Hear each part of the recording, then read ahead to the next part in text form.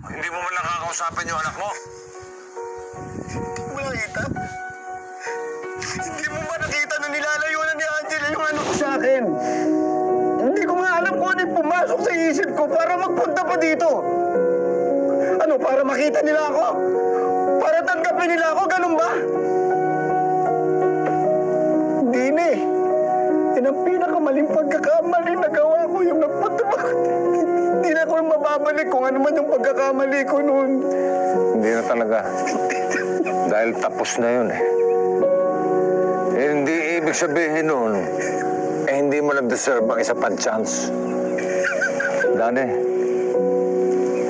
sayang lahat ay pinunta mo rito kung ngayong kapasusuko. Ano? Ibabasuro mo na ng lahat. Galit ka sa akin si Angela, di ba? Galit ka sa akin at malamang magalit na rin sa akin yung anak mo. Pag nalaman niya yung totoo. Mali ka, hindi. Nagpunta pa ako dito eh. Bakit nagpunta pa ako dito? Bahala ka sa buhay. Tuwag! Oo! Tuwag!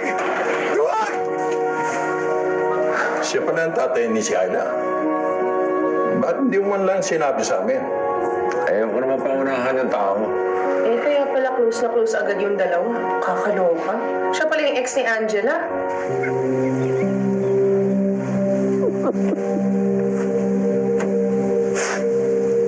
Duwag ako? Sabihin mo, duwag ako?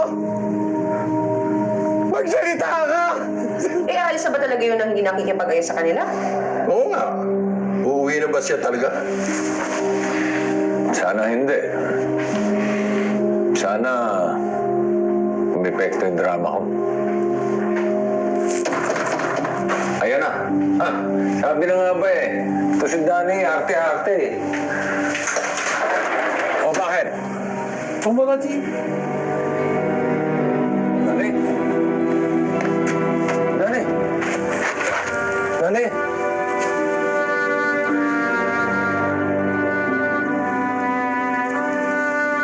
Sige na. Ako na bahala dito.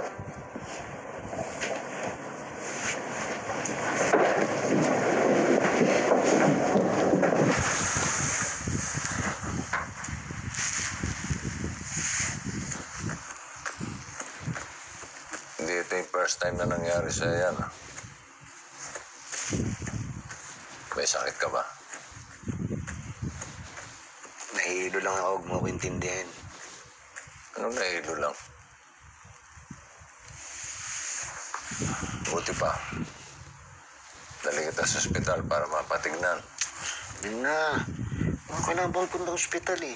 Baka nakakalimutan mo na matayan ako ng asawa. Kaya alam ko kung may nangyayari sa isang tao. Ulitin ko yung tanong. May sakit ka ba? Kulit mo. May sakit ka ba?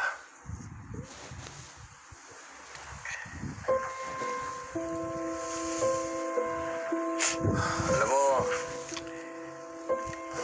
ang dami mo sinisikreto eh, sinasarili.